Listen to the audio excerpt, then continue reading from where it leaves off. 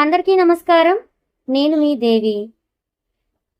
Friends, మదితోచిన కథల్లో ఈరోజు 3వ ఎపిసోడ్ కూడా రిలీజ్ చేశాను. చాలా మందికి నోటిఫికేషన్ వెళ్ళినట్టుంది. ఒకవేళ మీరు కనుక చూడకపోతే ఒక్కసారి చూసి లైక్ చేసి సబ్స్క్రైబ్ చేసుకోకపోతే సబ్స్క్రైబ్ చేసుకోండి. ప్లీజ్ ఛానల్ని సపోర్ట్ చేయండి. తనువులు కలిసిన వేళ 6వ భాగం. రచయిత బుజ్జిగారు. వాళ్ళు నీ కోసం చెయ్యని పూజ లేదు, మొక్కని దేవుడు లేడు. మీ అమ్మగారు చెప్పే సిచ్యువేషన్లో లేదు. నువ్వు ఏమైపోయావా అని వల్లి ఇన్ని సంవత్సరాలుగా బాధపడుతూనే ఉన్నాను నీకోసం. అప్పుడు నేను చూశాక వాళ్ళు చూడు ఎంత హ్యాపీగా ఉన్నారో అని అంటుంది. వల్లి దగ్గరికి వచ్చి తన చేతిని పట్టుకొని వల్లి అని అంటాడు. వల్లి కుందన్ వైపు చూసి ఏమీ మాట్లాడదు. తన చేతిలో ఉన్న చెయ్యిని వదిలి తాను మౌనంగా పైకి వెళ్ళిపోతుంది. వెళ్తున్న తన వెనక రానా వెళ్తూ నేను మాట్లాడి తీసుకుని వస్తాను తాని అని అంటాడు. వాళ్ళ అమ్మ వల్లి అని అంటుంది. ఆ కుర్చీలో నుంచి లేవడానికి ట్రై చేస్తూ వెళ్తున్న తనకి ఆ పిలుపు వినిపించి వెనుకకు తిరుగుతుంది.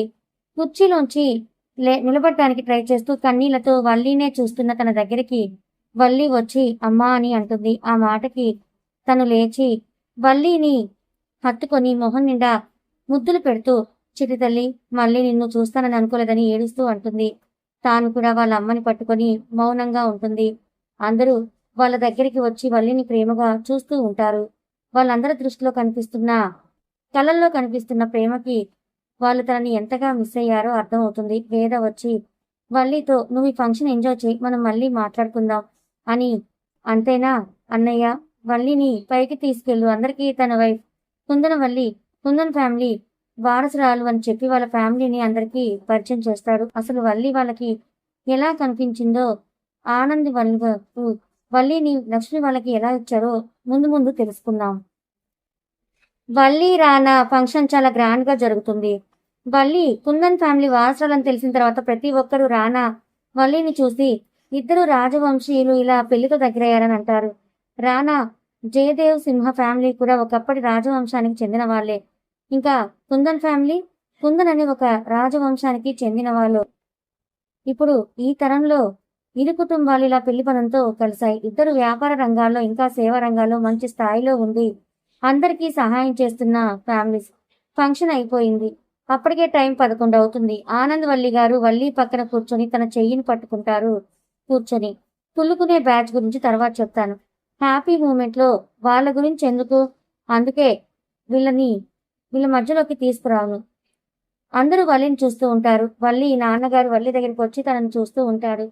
మనోహర్ గారు ఆనంద్ వల్లి చూస్తూ ఏమైందని అంటే, ఈ 17 సంవత్సరాలు నిన్నిలా చలనం లేకుండా చూసిన ప్రతిసారి ఏమీ చేయలేకపోతున్నాను నీ విషయంలో అని ప్రతి క్షణం బాధపడుతూ ఉండేవాడిని. ఇంకా మన చిట్టి తల్లి ఎలా ఉందో, అసలు ఉందో లేదో చెప్పలేని స్థితిలో నువ్వు తన గురించి తెలియక నిన్నలా చూస్తూ తన గురించే ఆలోచిస్తూ ఇంట్లో ప్రతి ఒక్కరం హ్యాపీగా ఏ రోజు కూడా లేవు. అంత ఆస్తి పేరు ఉన్న నువ్వు లేని మా జీవితం శూన్యంగానే ఉండేది వల్లి. అప్పుడు మా జీవితాల్లో వెలుగొచ్చింది అని అంటాడు. లక్ష్మి గారి దగ్గరికి వెళ్ళి ఆనంద్ గారు, మీ రుణం ఎలా తీర్చుకోవాలో అర్థం కావడం లేదు. నా కూతుర్ని మీ కూతురుగా ఇన్ని రోజులు కంటికి రెప్పలా కాచుకున్నారు. మీకు చాలా చాలా ధన్యవాదాలని దండం పెడుతూ ఉంటే లక్ష్మి గారు, మీరు అలా అనకండి. ఏ రోజు నేను వల్లిని నా కూతురు కాదని అనుకోలేదు. తను నా కడుపులో పుట్టకపోయినా తను నా కూతురే ఎప్పటికీ అని మీరు వచ్చారు కదా అని తనతో నా బంధం తెంచుకోలేను అంటే వల్లి లక్ష్మి గారి దగ్గరికి వచ్చి, నన్ను కన్నది ఆ అమ్మ అయితే కడుపులో పెట్టి కాచుకున్నా నువ్వు కూడా నా అమ్మవే, నేనిద్దరికీ కూతుర్నే అంటూ ఇద్దరిని గట్టిగా హత్తుకుంటుంది. ఇద్దరూ తనకి ఆ బుగ్గ మీద ఒకరు ఈ బుగ్గ మీద ఒకరు ముద్దు పెట్టి తనని చూస్తూ ఉంటారు. రానా గారు లక్ష్మి గారితో, రేపు మార్నింగ్ మేమిద్దరం కుందన్ ఫ్యామిలీతో కలిసి అక్కడికి వెళ్తున్నామని అంటాడు. లక్ష్మి గారు, మంచిది బాబు అని అంటాడు. ఆనంది లక్ష్మి గారి చెయ్యిని పట్టుకొని, నీ కూతురిల్లు అది అంటే నీకు కూడా అక్కడికి ఎప్పుడైనా వచ్చే అధికారం ఉందని అంటుంది. చూడాలని అనిపించినా వెంటనే తప్పకుండా వస్తానని అంటుంది. ఇక రానా ఎవరి రూమ్కి వాళ్ళు వెళ్ళి రెస్ట్ తీసుకోండి అని చెప్పి వల్లి చెయ్యి పట్టుకుని తన రూమ్కి తీసుకువెళ్తాడు. వల్లి వాళ్ళ నానమ్మ, రానా మీ కార్యక్రమం ఇంకా అవ్వలేదని అంటే, అమ్మమ్మ గారు నాకు తెలుసు ఆ విషయం, కానీ మీ మనవరాలు లేకపోతే నాకు నిద్ర పట్టదు అని అంటాడు. అందరూ ఆ మాటకి నవ్వేస్తారు. వల్లికి ఎలానో అనిపిస్తుంది. అది కోపమా సిగ్గా తనకే తెలియాలి. రానా వల్లిని రూమ్లోకి తీసుకువెళ్లి తన వైపు చూసి నా మీద నీకు నమ్మకం లేదా అని అంటాడు. ఆ సందర్భంగా అతను ఆ విషయం ఎందుకు అడుగుతున్నాడో అర్థం కాక అలానే చూస్తుంది. రానా వైపు చూసి ఇప్పుడు మీరు ఎందుకు ఇలా అడుగుతున్నారు అని అడుగుతుంది వల్లి. ఒక్కోసారి మన కళ్ళు మనల్ని మోసం చేయొచ్చు. అలానే విన్నవన్నీ నిజమే అవ్వాలని లేదు. ఏ బంధానికైనా నమ్మకం ఉండాలి. అది నాకు నీ నుంచి కావాలి వల్లి. నేను ఎలా అయితే నిన్ను నమ్ముతున్నానో వాడు ఫొటోస్ చూపించినా నీ మీద నా నమ్మకం, ప్రేమ వాటిని నమ్మకుండా చేసింది. మరి నువ్వు నన్ను నమ్ముతున్నావా? ఏ బంధానికైనా నమ్మకం పునాది వంటిది. అది లేకపోతే ఎంత పెద్ద మేడలైనా కట్టినా సరే కూలిపోక తప్పదు. మన జీవితం ముందుకు వెళ్ళాలి అంటే ఆ నమ్మకం అని పునాది ఉండాలి. ఏ విషయం గురించి మాట్లాడుతున్నానో నీకు అర్థమవుతుందా అని అడుగుతాడు. మీరు చెప్పింది ఏంటి? అసలు ఇప్పుడు ఇదెందుకు చెప్తున్నారు అంటే నీకింకా అర్థం అవ్వలేదా? లేక అర్థం కానట్టు యాక్ట్ చేస్తున్నావా అని అంటే కోపంగా వల్లి అసలు విషయం చెప్పండి అని అంటే ఓకే ఇలారా అని వాళ్ళ హౌస్లో ఉన్న అన్ని సీసీ కెమెరాలను చూపిస్తూ తాను మార్నింగ్ చూసిన రూమ్ ని జూమ్ చేసి చూపిస్తాడు. తను పైనుంచి చూస్తున్నప్పుడు రానా ఆ రూమ్ లోకి వెళ్తాడు. తను కిందకి వెళ్లే లోపే తను బయటికి వెళ్ళిపోతాడు. ఆ రూమ్ లోకి తను వెళ్ళగానే విందా వస్తుంది రానాతో. రానా గారు మీతో మాట్లాడాలని అంటే కోపంగా తనని చూసి బయటకు వెళ్ళిపోతాడు. తను బయటకు వెళ్ళాక విందా డోర్ వేసి అక్కడ రానా ఉన్నట్టుగా వాళ్ళిద్దరూ మాట్లాడుకుంటూ ఉన్నట్టుగా వల్లిని నమ్మిస్తుంది. అక్కడ విందా రానా లాగే మాట్లాడుతూ మీ చెల్లి మీద కోపంతోనే తన మెడలో తాళి కట్టాను. తనని కొన్ని రోజులు వాడుకొని వదిలేసి నిన్ను పెళ్లి చేసుకుంటాను విందా. ఎందుకంటే నేను ప్రేమించింది నిన్ను, తనని కాదు. మా కుటుంబ గౌరవం పోకూడదనే నీ చెల్లి మెడలో తాళి కట్టాను. అలాంటి పొగరున్న అమ్మాయిని ఎవరూ ఇష్టపడరు. నాకే ఎదురు సమాధానం చెప్పి పెళ్లి చేసుకోను అన్నది. అందుకే తనను పెళ్లి చేసుకున్నా. నేనంటే ఏంటో చూపిస్తా ఇక అని రానా అన్నట్టుగా అప్పుడు విందా మీరు తన మీద చూపిస్తున్న ప్రేమ అని అంటే రానా నవ్వుతూ ప్రేమనా? అది తన మీద అలా తన ముందు నటిస్తున్నాను. నాకెప్పటికీ నువ్వంటేనే ఇష్టం అని రానా విందాకి ఐ లవ్ యూ చెప్పినట్లు వాళ్ళు కిస్ చేసుకున్నట్లు సౌండ్ చేసి రానా వాయిస్ లో తనే మాట్లాడి వల్లికి రానా మీద కోపం ఇంకా ద్వేషించేలా చేసింది. రానా ఇంటి చుట్టూ సీసీ కెమెరాలు పెట్టించాడు. కొన్ని రూమ్స్ లో ఆడియో కూడా పెట్టించాడు. తను వాటిని అవసరమైనప్పుడు మాత్రమే ఆన్ చేస్తాడు కొన్ని రూమ్స్ లోవి. ఎందుకంటే అక్కడ ఉన్నది వాళ్ళ ఫ్యామిలీ మెంబర్స్ కాబట్టి. బట్ ఈ రోజు ఏమైనా జరగొచ్చు అని అనుకుని కొన్ని రూమ్స్ లో సీసీలు ఆడియో ఆన్ చేస్తాడు. దాని కారణంగానే వల్లి తనతో మార్నింగ్ మంచిగా ఉండి ఆఫ్టర్నూన్ నుంచి ఎందుకలా బిహేవ్ చేసిందో అర్థం కాక ఒకసారి సీసీ చెక్ చేస్తే ఈ విషయం బయటపడుతుంది. ఆ ఆడియో చూసి ఏడుస్తూ రానా దగ్గరికి వెళ్లి సారీ అని అంటుంది. అంతే అని అడుగుతాడు. మిమ్మల్ని తప్పుగా అర్థం చేసుకున్నా అని అంటుంది.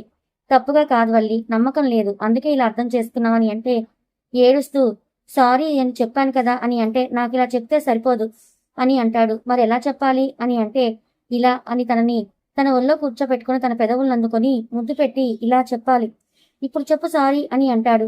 వల్లి నవ్వుతూ రానా పెదవుల్ని తన పెదవులతో అందుకొని వాళ్ళ మధ్య వచ్చిన కొంచెం దూరాన్ని కూడా పోగొట్టుకుంటారు. ఇంత చేసిన విందాని రానా ఏమీ అనలేదా అంటే అన్నాడు. అందుకే వర్మగారు విందా పార్టీలో లేరు. వల్లి వాళ్ళ అమ్మ వాళ్ళు వచ్చినప్పుడే వాళ్ళని పక్కకి తప్పించాడు. మరి నెక్స్ట్ టార్గెట్ వాళ్ళ మరదలు. కానీ వాళ్ళ అమ్మ గురించి తెలిస్తే రానా ఇంకేం చేస్తాడో మరి చూడాలి.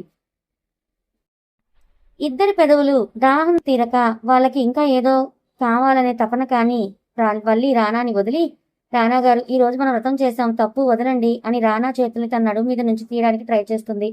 రానా ఇంకా గట్టిగా తనని పట్టుకొని తన మెడ మీద ముద్దు పెట్టి నన్ను ఇలా చేసేసి మధ్యలో ఆపమంటే ఎలా అని తన పెదవులతో మెడ మీద ముద్దు పెడుతూ అడుగుతాడు. ఆ తడి స్పర్శకి ప్లీజ్ వదలండి, మీరు అలా చెయ్యకండి అని అంటే చేస్తే ఏమవుతుందని హస్కీగా అడుగుతాడు. మీరు కావాలని ఇలా చేస్తున్నారు, చాలు ఇంకా వదలండి అని అంటుంది. సరే వదులుతా. ఇంకో డీప్ కిస్ అని తన పెదవులు అందుకొని ఒక పెదవికి గాయం చేసి వదులుతాడు. ఆ గాయం చూసుకుని చిన్నపిల్లల చూడండి ఎలా చేశారో, రేపు అమ్మ వాళ్ళు అడిగితే ఏం చెప్పాలి నేను అని అంటే మా ఆయన గిఫ్ట్ అని చెప్పు అని అంటాడు. రానా గారు అలా వాళ్ళ ముందు ఎలా వాళ్ళు చూస్తే ఏమీ కాదులే కానీ ఫ్రెష్ అవుదామా ఇద్దరం కలిసి అంటే బాడీ హీట్ ఎక్కిపోయింది, చల్లార్చుకోపోతే ఇప్పుడే మన మొదటి రాత్రి అయ్యేలా ఉంది అంటే సిగ్గులేదు మీకు, మీరు వెళ్ళండి, మీరు వచ్చాకే నేను వెళ్తాను అని అంటే నెవర్ బంగారు, ఇద్దరం సరిగంగా స్నానాలు చేయవలసిందే అని తాను వేసుకున్న థింగ్స్ అన్ని కూడా తీసి చున్నీ కూడా తీయబోతుంటే ఏం చేస్తున్నారు మీరు అని అంటుంది. ఇలానే చేస్తావా అని అంటాడు నవ్వుతూ. చేస్తానని అంటుంది. ఇలారా అని తన చున్నీ తీస్తాడు. ఏం చేస్తున్నారు మీరు అని తన ఎదభాగానికి చేతులు అడ్డు పెట్టుకుంటుంది. రానా ఆ చేతులను తీసి, ఇది నా ప్రాపర్టీ, ఓకే, నువ్వేమీ దాచుకోవాల్సిన అవసరం లేదు, వాటి మీద నాకు మాత్రమే హక్కు అని తనని ఎత్తుకుని వాష్రూంలోకి వెళ్తాడు. తనని దించి తను కూడా డ్రెస్ తీసి టవల్ కట్టుకుని షవర్ ఆన్ చేస్తాడు. రానాని అలా టవల్లో చూసి వెనకకి తిరుగుతుంది వల్లి పాప. వెనకకి తిరిగిన తనని చూస్తూ వెనక నుంచి పట్టుకుని షవర్ కిందకొస్తాడు. ఇద్దరి శరీరాలు డైరెక్ట్ గా తగులుతూ ఉంటే తడిచిన శరీరాలు అదుపు తప్పుతున్నాయి. రానా వాళ్ళి జాకెట్స్ ఉన్న థ్రెడ్స్ ని తన పెదవులతో ఆ ముడి తీసి వాటికి విముక్తి కలిగిస్తాడు. రానా గారు ప్లీజ్ అని అంటుంది. ఏం చెయ్యను బంగారం, అలా అని ఏమి చేయకుండా ఉండలేను. అలా నిన్ను చూస్తూ ఉంటే కంట్రోల్ తప్పేలా ఉన్నా గానీ వద్దులే, మా అత్త వాళ్ళ ఇంట్లో మొదటి రాత్రికి చాలా ప్లాన్స్ ఉన్నాయి. అప్పుడు నువ్వు వదులు అన్నా కూడా నేను వదలను అని తాను ఫ్రెష్ అయి ఒక ముద్దు పెట్టి వల్లికి నువ్వు ఫ్రెష్ అయ్యిరా అని బయటికి వెళ్ళిపోతాడు. వెళ్తున్న తనని నవ్వుతూ చూసి తను కూడా ఫ్రెష్ అయి బయటకు వస్తుంది. టవల్లో బయటకు వచ్చిన తన ప్రియసఖికి అలానే చూస్తూ ఉంటాడు. తను నవ్వి డ్రెస్సింగ్ రూమ్ లోకి వెళ్ళి డ్రెస్ చేంజ్ చేసుకుని వస్తుంది. ఇద్దరు హ్యాపీగా ముచ్చట్లు చెప్పుకుంటూ ముద్దులు పెట్టుకుంటూ ఎప్పటికో పడుకుంటారు. వాళ్ళని ఎవరూ కూడా డిస్టర్బ్ చేయరు. టైం 8 అవుతుంది. వేద్ కాల్ చేస్తాడు రానాకి. రానా మొబైల్ సౌండ్కి లేచి కాల్ లిఫ్ట్ చేయగానే మేమింకా స్టార్ట్ అవుతాంరా, మీరు ఈవినింగ్ లోపు వచ్చేయండి, చాలా ఇయర్స్ తర్వాత వల్లి వస్తుంది కదా, తనకి వెల్కమ్ కి ఏర్పాటు చేయాలనంటే సరేరా అని బాయ్ రా అని అంటూ కాల్ కట్ చేస్తాడు రానా. వేద్ కాల్ కట్ చేసి రానా వల్లి వైపు చూస్తాడు. క్యూట్ పప్పిలా నిద్రపోతున్న తనని చూస్తూ, ఆ రోజు టెంపుల్లో నేను చూసినప్పుడే నువ్వే నా భార్యవేననుకున్నా. ఆ రోజు నీ ఫేస్ చూడకపోవడం వల్లే నేను నీ మీద కోపంతో పంతంతో పెళ్లి చేసుకున్నా, కానీ లేకపోతే హ్యాపీగా నీకు ప్రపోజ్ చేసి పెళ్లి చేసుకునేవాణ్ణి. ఇది మొత్తం ఆ వర్మ విందా వల్లనే నేను నీ కోసం వస్తే తన కూతురు నీ ప్లేస్ లో చూపించాడు. సెల్ఫిష్ ఫెలోస్ ఇద్దరు. విందాకి అంత మంచి మనసు ఎక్కడుంది? నా బంగారం ఎక్కడా, తనెక్కడా? నేను మొదట చూసినప్పుడే నాకెలా అనిపించిందో తెలుసా? నువ్వే నా భార్యవని ఫిక్స్ అయ్యాను. ఆ రోజు కొంచెంలో మిస్ అయ్యాను, కానీ ఆ దేవుడు మనకే రాసి పెట్టాడు. అందుకే ఆ టైంలో విందా వెళ్ళిపోవడం, నేను నీ మెడలో తాళి కట్టడం, అలా అన్నీ జరిగిపోయాయి. నాకు నచ్చిన అమ్మాయి నా భార్య అయ్యిందని తనను చూస్తూ అంటాడు. టెంపుల్లో వల్లిని రానా చూసిన రోజు అసలు ఏం జరిగిందంటే, ఒకరోజు రానా ఫ్యామిలీ టెంపుల్కి వెళ్తారు. రానా కాల్ వస్తే తను బయటకు వచ్చి మాట్లాడుతూ ఉంటాడు. అప్పుడే ఒక చిన్న పాప రోడ్డు క్రాస్ చేస్తుంటుంది. తనకి ఎదురుగా ఒక పెద్ద ట్రక్ వస్తూ ఉంటుంది. పాప అది గమనించదు. పాపకి దగ్గరగా వచ్చిన ట్రక్ ని చూసి ఆ ట్రక్ పాపని గుద్దేసి వెళ్ళిపోయింది అనుకుంటారు. కానీ వల్లి ఆ టైంలో ఎక్కడి నుంచి ఎలా వచ్చిందో కానీ పాపని సేవ్ చేస్తుంది. పాపని సేవ్ చేసే ఆ టైంలో తనకు కూడా గాయాలవుతాయి. బట్ వాటిని తన చున్నీతో కవర్ చేసుకుని పాపని వాళ్ళ అమ్మకిచ్చి తన గుడిలోకి వస్తుంది. తనని చూసిన రానా తన వెనకే వస్తుంటాడు. తన దగ్గరికి ఒక బామ్మ వచ్చి వల్లి తల్లి అని అంటే, ఏంటి బామ్మ అంటే, నువ్వు నీ గురించి కూడా ఆలోచించుకోవాలి, నీకేదైనా అయితే అని అంటే, నాకేమవుతుంది బామ్మ, నేను ఇంకా చాలా చాలా మంచి పనులు చేయాలి, ఇంకా చాలా ఉన్నాయిలే, అవి చెయ్యకుండా అసలుకి పోను మిమ్మల్ని అందరినీ వదిలి అని. తాతకి ఎలా ఉంది ఇప్పుడు అంటే, నీ దయ వల్ల బాగున్నాను తల్లి, మా పిల్లలే మమ్మల్ని పట్టించుకోకుండా వదిలేస్తే నువ్వే ఇక్కడ మాకు చిన్న దుకాణం పెట్టించి మా పొట్ట నిండేలా చేస్తున్నావు. చిన్నదానివైనా నీకు చేతులెత్తి దండం పెట్టాలని అంటే ఆ చేతులతో నన్ను ఆశీర్వదించాలి, కానీ అలా చెయ్యకూడదు అని. సరే నేను లోపలికి వెళ్తాను, అమ్మ ఎదురు చూస్తూ ఉంటుందని లోపలికి వెళ్తుంది. అలా వెళ్తున్న వల్లి పట్టి ఒకటి తన పట్టు పరికినికి చిక్కుని ఊడిపోతుంది. అది గమనించకుండా వల్లి వెళ్ళిపోతుంది. తన వెనకే వస్తున్న రానా ఆ పట్టీని గమనించి అది జేబులో వేసుకుంటాడు. తను లోపలికి వెళ్తుంది, కానీ వాళ్ళ అమ్మ వాళ్ళ దగ్గరికి వెళ్ళదు. పక్కనే ఉన్న ఒక పెద్ద ఆవిడతో మాట్లాడుతూ ఉంటుంది. అది చూసుకోకుండా ముందుకు వెళ్ళిన రానా వర్మి లక్ష్మగార్ల పక్కన ఉన్న విందాన్ని చూసి వల్లి అనుకుంటాడు. తాను వర్మగారిని చూడటంతో ఆ అమ్మాయి వర్మగారి కూతుర్లా మంచిది, రేపు ఆఫీస్కి వచ్చినప్పుడు తన గురించి అడగాలి, ఎలా అయినా తనని నా భార్యను చేసుకోవాలి. వల్లి రానా, ఆ వల్లి ఈ రానా వల్లి కావాలి అని బయటికి వెళ్ళిపోతాడు. లక్ష్మి గారు విందాకి వల్లికి ఒకేలాంటి డ్రెస్ తీసుకొని ఇద్దరిని ఒకేలా రెడీ చేసి తీసుకొస్తారు. విందాకి ఇష్టం లేకపోయినా వాళ్ళ అమ్మ నాన్న పెళ్లి రోజు కాబట్టే అయిష్టంగా ఆ డ్రెస్ వేసుకొని వస్తుంది. మరి వర్మగారిని రానా వల్లి గురించి అడిగినప్పుడు ఏం చెప్పుకుంటాడు, అది నెక్స్ట్ అప్డేట్లో తెలుసుకుందాం. కథ కొనసాగుతుంది. మరి ఇదన్నమాట జరిగింది. అసలు రానా చూసింది వల్లినే. వల్లిని దూరం నుంచి వెనక నుంచి చూసి తన హెల్పింగ్ నేచర్ చూసి ఇష్టపడ్డాడు. కానీ అక్కడ వర్మ తన కూతురు అందలం ఎక్కాలని ఇలా కుట్ర చేశాడన్నమాట. కానీ దేవుడు మాత్రం ఎంతైనా వీళ్ళిద్దరికే రాసిపెట్టి ఉంచాడు. మరి వల్లి రాణాల జీవితంలో ఒక్కొక్క శత్రువు తొలగిపోతున్నారా, లేక ఇంకా కొత్త శత్రువులు యాడ్ అవుతారా? తర్వాత ఏం జరగబోతోంది? మరి రానా వల్లిని దూరం చేయడంలో ఇటు వింద వర్మ, అటు తన మరదలు అవంతిక, మెయిన్ గా తన తల్లి కూడా ప్రయత్నిస్తుందని తెలిస్తే రానా ఎలా రియాక్ట్ అవుతాడు? తర్వాత ఏం జరగబోతుందో తెలుసుకోవాలనుకుంటే ఛానల్ని ఫాలో అవ్వండి. ఫ్రెండ్స్, మదితో వచ్చిన కథలు ఛానల్ లింక్ అనేది ఈ ఛానల్ కమ్యూనిటీ ట్యాబ్లో ఆల్రెడీ మీకు ఇచ్చాను. ఎవరైనా చూడని వాళ్ళుంటే ఆ స్టోరీని చూడండి. Thank you so much.